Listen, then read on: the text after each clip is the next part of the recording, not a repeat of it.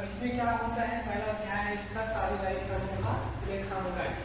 इसमें आपको किसी प्रकार की साझेदारी किस प्रकार से किया जाता है तथा साझेदारी का जन्म क्यों होता है और साझेदारी की विशेषताएं क्या होती है और साझेदारी में ऐसे कौन से व्यक्ति जो साझेदार बन सकते हैं तथा उनके साझेदारी संलेख और उनके क्षेत्राधिकार क्या क्या होते हैं, इन सभी चीजों को आपको बताया जाएगा। सबसे पहले देखते हैं इसमें साझेदारी।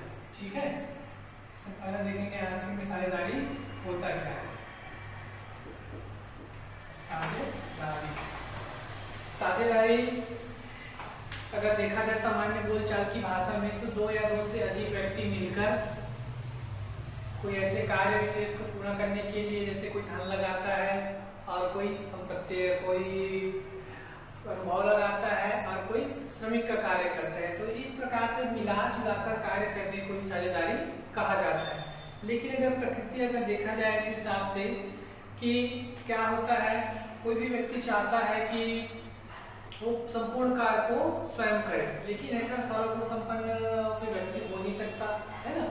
तो इसके लिए क्या किया जाएगा कि भाई हम कोई साझेदारी की स्थापना करें तो हमें व्यक्तियों के अन्य व्यक्तियों की सहयोग की आवश्यकता पड़ती है, तभी साझेदारी का जन्म होता है। अकेला व्यक्ति क्या करेगा, यदि उसके पास धन तो है लेकिन योग्यता नहीं है, अयोग्यता तो है लेकिन धन नहीं है, तो इसके लिए क्या करना पड़ता है, उसको अन्य व्यक्ति की आवश्यकता पड़ती है। तब की कंडीशन में ही क्या होता है, साझेदारी का जन्म होता है। अगर सामान्य बोलचाल की भाषा में देखेंगे तो साझेदारी का अर्थ यह होता है जब दो या दो से अधिक व्यक्ति मिलकर धन, अनुभव और श्रम लगाते हैं, तो इस मिलकर कार्य करने की क्रिया को क्या कहा जाता है, साझेदारी कहा जाता है। और तथा उस कार्य किए गए प्राप्त लाभ को परस्पर क्या करते हैं, आपस में बांटते हैं। लेकिन इसमें एक अधिनियम के अंतर्गत भारतीय साझेदारी अधिनियम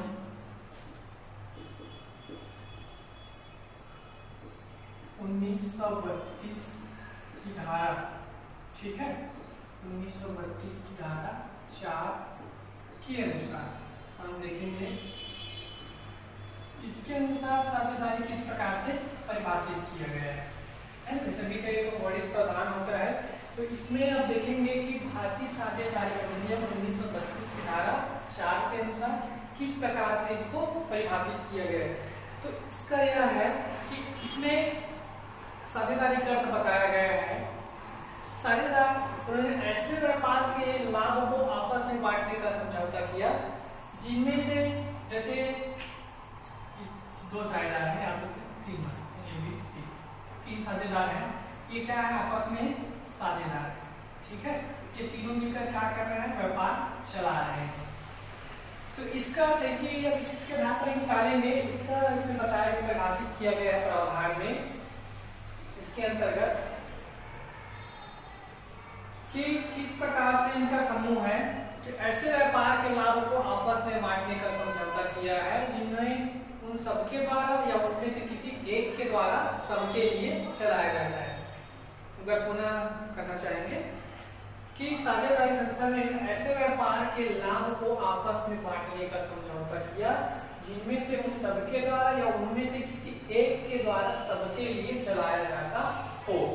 कहने का मतलब है कि ABC तीन साझेदार हैं, ठीक है, तीन साझेदार हैं, तो A भी चला सकता है, B भी चला सकता है, C भी चला सकता है, तीनों मिलकर चला सकते हैं, लेकिन है ना भाई, इनको ये समय नहीं दे पा रहे हैं B और C, तो A भी चला सकता है अकेला, और नाम किसका होगा, इन तीनों का होगा। तो कहने का मतलब यह है कि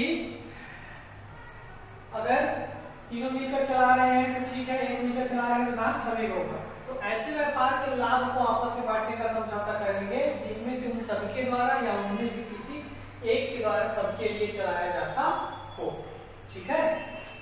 और इस प्राप्त लाभ को हम लोग क्या करेंगे, आपस में जिस अनुपात में दिया रहेगा उस अनुपात में आपस में क्या करते हैं, बांटते हैं। तो इसके लिए हम देखेंगे, है ना, देखो भारतीय साझेदारी अधिनियम 1932 की धारा के 4 के अनुसार आपको जो बताया गया है, आप चाहे तो वीडियो को पॉज करके भी इसको देख सकते हैं। या तो फिर इसको भूला गया है या फिर पुनरावृत्ति करना चाहेंगे एक बार कॉपी में नोट कर सकते हैं। और जैसे भी लॉकडाउन से होता है तो उसको ज़्यादा प्रारंभ हो जाएगी, तो इसलिए आप कहाँ कि घर में बैठिए, लेकिन उसके लिए आप प्रबंध कर लीजिए अपनी जो इम्पोर्टेंट सब्जेक्ट है जिसकी निरंतर पढ़ाई की आवश्यकता पड़ रही है आप लोगों को, तो उसके लिए आप बुक का प्रबंध भी कर लीजिए ताकि जो जो बताया जा रहा है विद्यालय द्वारा जानकारी उसको आप निरंतर रूप से क्या कर सके, पढ़ सके, ताकि जो दी गई जानकारी है वो आगे बढ़ता रहे। और उसके जैसे विद्यालय खुलता है तो जितना हम पढ़ाए रहेंगे उसके फिर आगे हम विद्यालय खुलेगा तब उससे स्टार्ट करेंगे। तो ये समझ में आ गया, ठीक है। उसके बाद आगे हम देखेंगे साझेदारी की विशेषता, ठीक है। साझेदार क्या है, अगर आप चाहे तो देख सकते हैं कि साझेदारी, अब प्रश्न आपका बनेगा साझेदारी का जन्म कब कैसे होता है, तो साझेदारी का जन्म कैसे होता है भाई, अकेला व्यापार करना संभव नहीं है, अतः अन्य पक्षों की आवश्यकता पड़ती है। वो पक्ष आवश्यकता किस प्रकार से हो सकती है, धन का हो सकता है, अनुभव का हो सकता है, या तो फिर श्रम का हो सकता है, तभी क्या होता है साझेदारी का जन्म होता है। अब देखेंगे साझेदारी की विशेषता,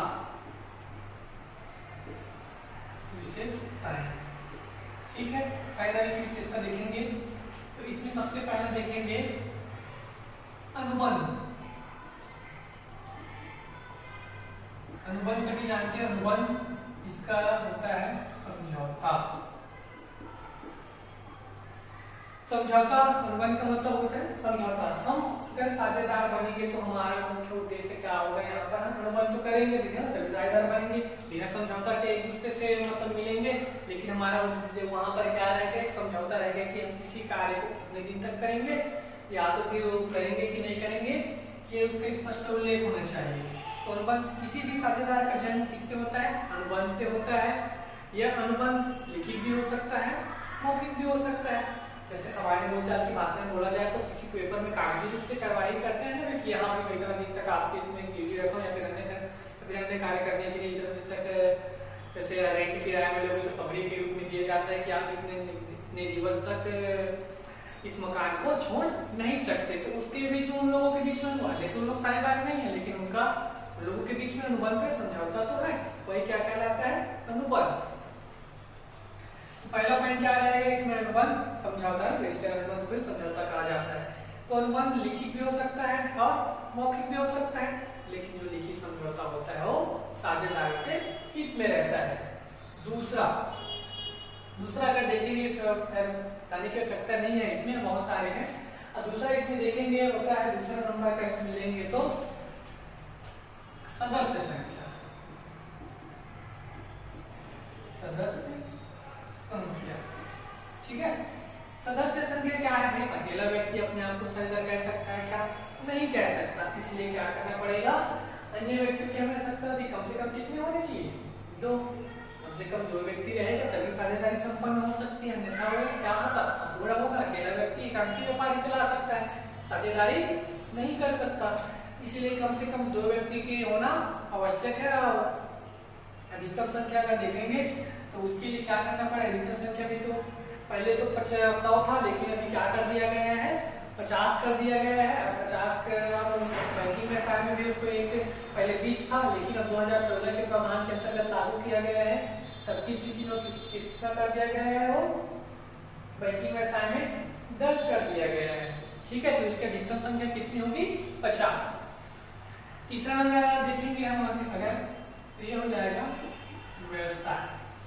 भाई साझेदारी हम बनेंगे तो हमारा मुख्य उद्देश्य क्या होना चाहिए, किसी बिजनेस को स्टार्ट करेंगे, है ना, तो क्या होगा हमारा उसका निश्चित उद्देश्य भी क्या होना चाहिए, व्यवसाय या कारोबार का होना आवश्यक होता है, तभी वो क्या कहलाएगा, साझेदारी कहलाएगा। यदि हम कहीं घूमने जाने के लिए एकत्रित होते हैं, है ना भाई, या तो फिर एकत्रित तो हो गए, लेकिन हमारा उद्देश्य इधर उधर घूमना है तो नहीं क्या, हमारा मुख्य काम होना चाहिए इसमें व्यवसाय, मतलब हम किसी कारोबार को करें। चौथा नंबर लिखेंगे लाभ कमाना, लाभ कमाना, ठीक है। अगर देखा जाए तो कोई भी कार्य व्यक्ति किसी से जुड़ता भी है, अगर वर्तमान दुनिया में देखोगे तो उसका उससे लाभ क्या है ना भाई। अगर साझेदारी कोई भी व्यक्ति बन रहा है, ए बन रहा है, बी बन रहा है, सी बन रहा है, तो वहां पर उसका मुख्य उद्देश्य क्या होगा, लाभ कमाना, है ना। लाभ कमाना होगा तभी तो एक दूसरे से वो जुड़ेगा, है ना भाई। तो यहाँ पर साझेदारी का मुख्य उद्देश्य क्या होता है, लाभ कमाना, ठीक है। कोई भी कारोबार करेगा उसका लाभ कमाएगा, उस प्राप्त लाभ को क्या करेंगे, परस्पर बांटेंगे। दूसरा, अब इसमें देखेंगे इसके अंतर्गत इतना मुख्य रूप से होता है, चाहे कितने को पढ़ सकते हैं आसानी से, तो ज्यादा अच्छा यही होगा कि आप बुक के माध्यम से अगर कोई भी टॉपिक समझ में नहीं आता है तो पूछें, और बाकी फिर जो बताया जा रहा है उसको ध्यान में पढ़े। इसके बाद देखेंगे साझेदारी की विशेषता हो गया। अब साझेदारी का अधिकार, ठीक है। अब साझेदार तो है, उनके फर्म में क्या क्या अधिकार हो सकते हैं, फर्म में क्या क्या अधिकार हो सकते हैं, तो देखेंगे साझेदारों का अधिकार।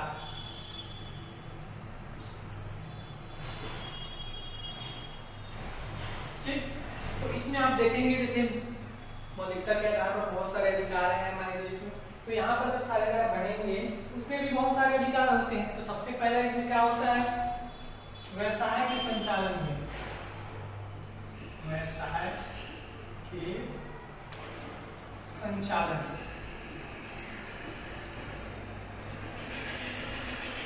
पहला रहेगा व्यवसाय के संचालन में। व्यवसाय के संचालन में किस प्रकार से, जब व्यवसाय प्रारंभ होगी, है ना भाई, तो संचालन होगा, तो उसमें अगर साझेदार है तो उसका वो अधिकार है कि उसमें वो शामिल हो सकता है, ठीक है। दूसरा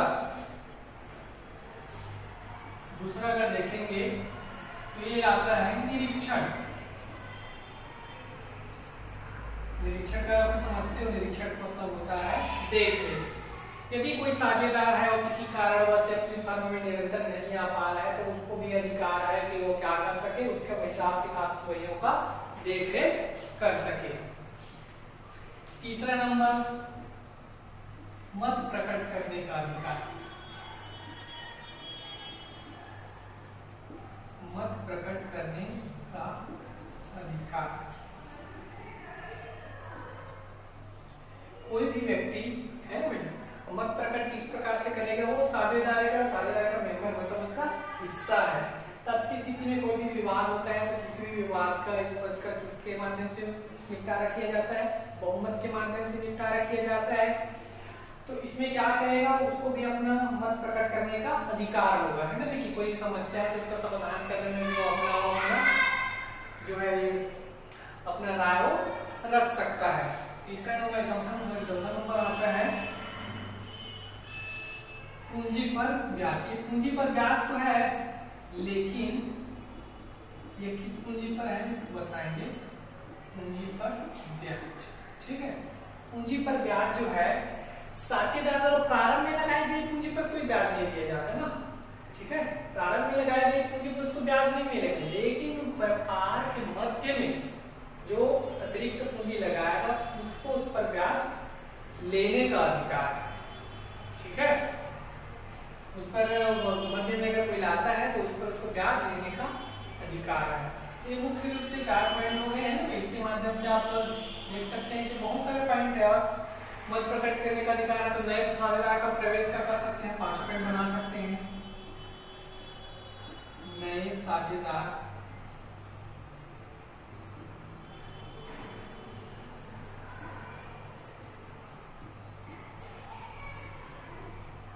प्रवेश में, अब ये इसी के पॉइंट के अंतर्गत है ना भाई। नए साझेदार के प्रवेश से मत अपना प्रकट कर सकते हैं कि क्या आप साझेदार को प्रवेश देना चाहते हैं या नहीं देना चाहते हैं, इसमें भी अपना राय क्या कर सकता है, बता सकते हैं। तो इस प्रकार से मुख्य रूप से साझेदारी के अधिकार होते हैं। और वहां बहुत सारे बना सकते हैं, अगर बनाना चाहे तो लाभ प्राप्त करने का अधिकार, अगर कोई पूंजी के रूप में साझेदार है तो भी उसको लाभ मिल रहा है कि जो कार्य कर रहा है या न कर रहा है उसका अधिक पूंजी लगाया है, अगर कार्य नहीं कर रहे तो उसको पूंजी के आधार पर क्या मिलेगा, लाभ मिलेगा। तो इस प्रकार से है, पहला व्यवसाय के संचालन में, दूसरा है निरीक्षण, है तीसरा है मत प्रकट करने का अधिकार, चौथा पूंजी पर ब्याज, और नए साझेदार के प्रवेश में मत। तो इस प्रकार से साझेदार के अधिकार होते हैं। अब आगे देखेंगे हम साझेदारी संलेख।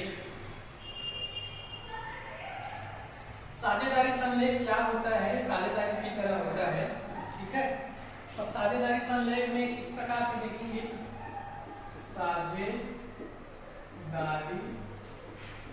संलेख। साझेदारी संलेख होता क्या है?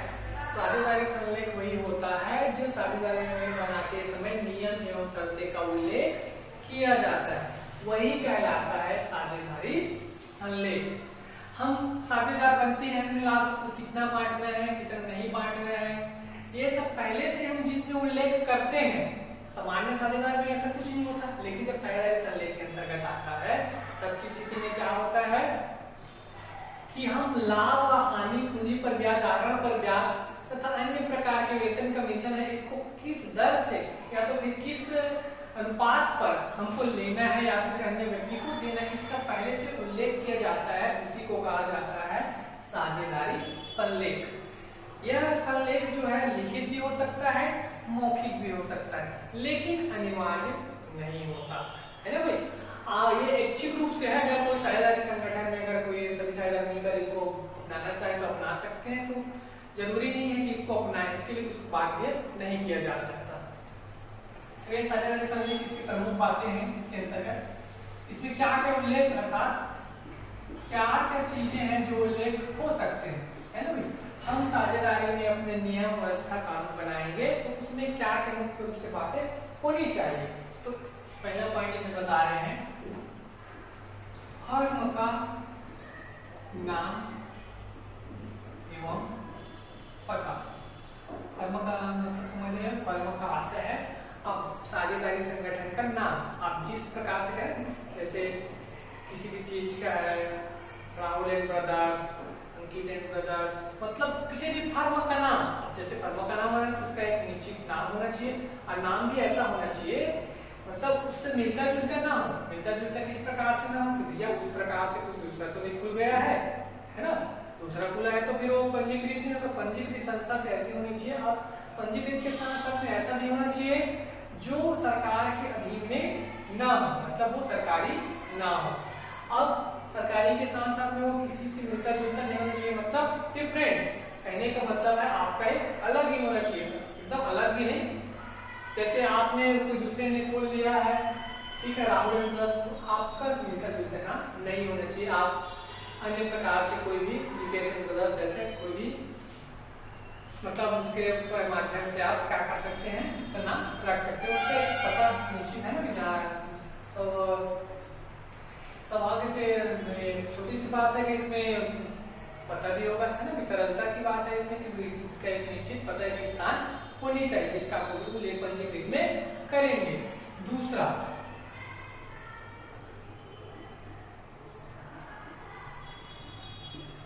साझेदारों का नाम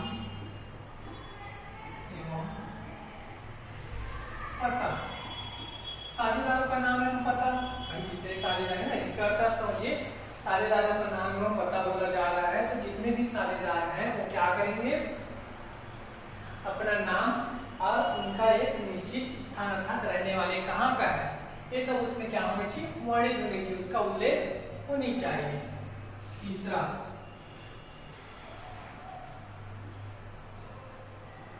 व्यवसाय लिखा जा सकता है, व्यवसाय भी, है ना भाई। हम साझेदारी तो बन रहे हैं, कर रहे हैं, है ना, साझेदारी कर रहे हैं तो हम क्या करने के लिए, व्यवसाय करने के लिए ही कर रहे हैं, तो इसका भी उल्लेख होना चाहिए। व्यवसाय में हम क्या चीज का व्यवसाय करेंगे, इस प्रकार। चौथा नंबर है लाभ कमाना।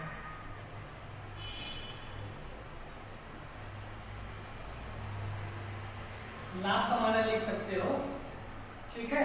लाभ कमाना किस प्रकार से, लाभ कमाना या फिर लाभ को वितरित करना भी उसको लिखा जा सकता है ना। लाभ कमाना किस प्रकार से रहेगा कि हम साझेदारी संस्था में क्या करेंगे, लाभ कमाएंगे, वो तो उद्देश्य है हमारा लाभ को, इसको एक मिनट इसको लाभ वितरण कर सकते हैं, इसमें वर्ड लग रहा है लाभ वितरण। लाभ वितरण किस प्रकार से होनी चाहिए यह कहा जा सकता है। शर्तें उल्लेख करेंगे, शर्तें बनाएंगे, हम प्राप्त लाभ को हम किस अनुपात में बांटेंगे? पूंजी के अनुपात में बांटेंगे, समान अनुपात में बांटेंगे, या तो फिर जो पहले से निर्धारित करेंगे उस अनुपात में बांटेंगे। तो इसका भी स्पष्ट क्या होनी चाहिए? उल्लेख होनी चाहिए। पांचवा, नए साझेदारों के प्रवेश में अनुमति। जब हम साझेदार बनेंगे तब की स्थिति में क्या होगा?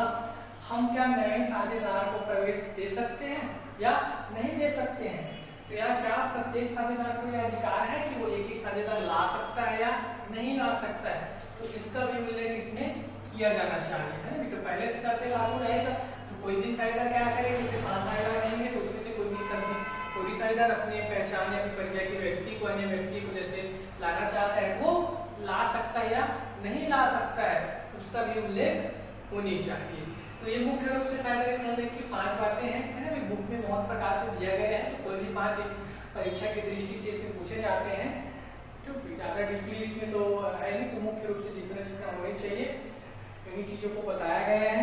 बाकी बुक के माध्यम से अध्ययन करेंगे तो और ज्यादा अच्छा रहेगा, लेकिन मैंने मुख्य रूप से जितना कम से कम न्यूनतम में होनी चाहिए उतने को उल्लेख करा दिया गया है। और इसको किसी प्रकार की समझ में नहीं आता है तब फिर व्हाट्सएप के माध्यम से या फिर कांटेक्ट करके आप जान सकते हैं। अब आगे देखेंगे साझेदारी संलेख या भाव में लागू होने वाले नियम। ठीक है, अब ये साझेदारी संलेख में था कि नियम क्या क्या होनी चाहिए।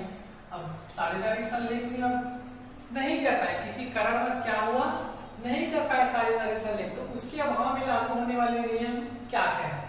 साझेदारी संलेख के अभाव में लागू होने वाले नियम। ठीक है, साझेदारी संलेख के अभाव में लागू होने वाले नियम। अब नियम तो बनाना चाहते थे लेकिन किसी कारणवश या फिर अन्य कारणवश जो भी है नहीं कर पाए, तब की स्थिति में अब क्या होगा? भाई जो भी नियम प्रावधान है उसके अंतर्गत उस कार्य को करना पड़ेगा। तो इसके लिए भी क्या है? प्रावधान है। सबसे पहला इसमें बातें हैं, जैसा आपको साझेदार का अधिकार बताया गया है ना, बिल्कुल वही है जो मतलब पूरा का पूरा पॉइंट इसमें उतार देना है। जैसे पहला क्या था? व्यवसाय के संचालन में, व्यवसाय के संचालन में भाग लेने का अधिकार। व्यवसाय के कोई भी साझेदार जो है व्यवसाय के संचालन में भाग लेने का अधिकारी होता है ना? क्योंकि निरंतर फॉलो में आ रहा है या नहीं आ रहा है, इस तरीके से वो क्या होता है? व्यवसाय के संचालन में भाग लेने का अधिकारी होता है। दूसरा पॉइंट इसमें क्या था? निरीक्षण। प्रत्येक साझेदार को फर्म संस्था में निरीक्षण करने का अधिकार होता है ना? क्योंकि वो साझेदारी संस्था से जुड़े उसके मेंबर हैं, तो उसको पूरा अधिकार होता है कि वो फर्म की हिसाब किताब भेजे या तो फिर जो कार्य कराया जा रहा है संस्था द्वारा, साझेदारी संगठन के द्वारा, तो उनका वो क्या करते जायजा ले सकता है कि कौन सा कार्य कितना हुआ है, या तो फिर किसका पैसा रुका है या तो फिर देना है। इस प्रकार से जायजा मतलब निरीक्षण कर सकता है। तीसरा, कर्तव्य को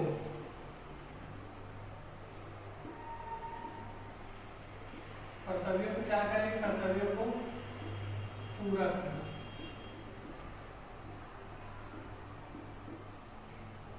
कर्तव्यों को पूरा करना, ठीक है? कर्तव्यों को पूरा करना किस प्रकार से रहेगा?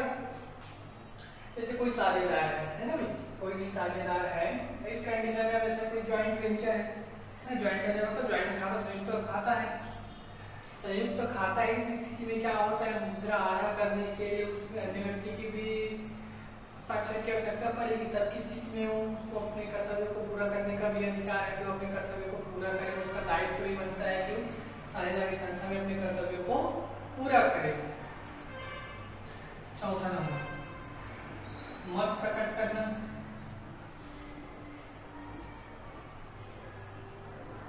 मत प्रकट करना।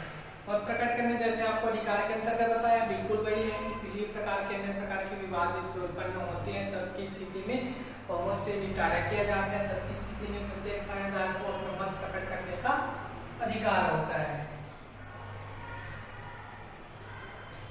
5वां नंबर होता है लाभ का अधिकार।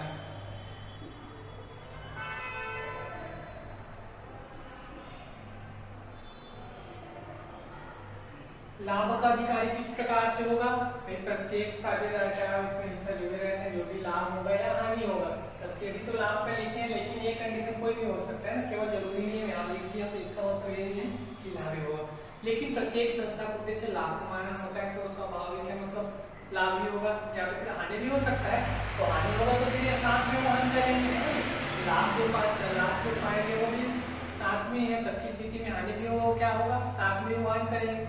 तो इस प्रकार से ये साझेदारी संलेख के भाव में लागू होने वाले नियम है कि यदि किसी कारणवश से साझेदारी नियम एवं शर्तें का उल्लेख करना भूल गए, नियम एवं शर्तों का उल्लेख करना ही साझेदारी संलेख है। जिसमें जिस साझेदारी संगठन में नियम एवं शर्तें का उल्लेख होता है वो क्या है, साझेदारी संलेख है, और जिसमें नहीं होता है वो सामान्य साझेदार है। तो इसके अंतर्गत आपको बताया गया मुख्य रूप से 5 प्रकार से इसमें अधिक, और ये बहुत सारे होते हैं, लेकिन अब हमें लागू होने वाली तो मुख्य रूप से जो है उन्हीं को आपको बताया गया है। ठीक है, समझ में आ गया होगा। आगे बढ़ते हैं। इसके बाद हम देखेंगे साझेदारी की योग्यता, सॉरी साझेदार की योग्यता है ना। कोई भी व्यक्ति साझेदार नहीं बन सकते, तो ओरल के टाइप पर इसको देखेंगे, है ना। छोटा सा पॉइंट बच गया है, साझेदार की योग्यता। साझेदार की योग्यता का समझ गए होंगे। भाई किसी भी व्यक्ति को तो साझेदार बना नहीं सकते, सड़क चलते तो साझेदार बना सकते हैं क्या? नहीं बना सकते। तब की स्थिति में हमें क्या करना पड़ेगा, उसकी योग्यता अर्थात साझेदारी बनने के लिए क्या होनी चाहिए, कम से कम उसकी उम्र 18 वर्ष या उससे अधिक होनी चाहिए, तथा वो दिवालिया नहीं होनी चाहिए, अर्थात वो अपात्र घोषित ना हो। ऐसे व्यक्ति को हम क्या कर सकते हैं, साझेदार बना सकते हैं।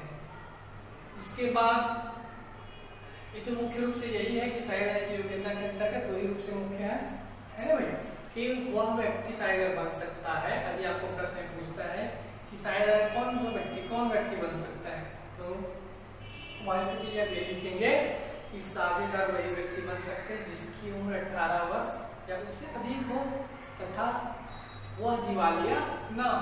2 नंबर में आते हैं इस प्रकार से प्रश्न तब की स्थिति में।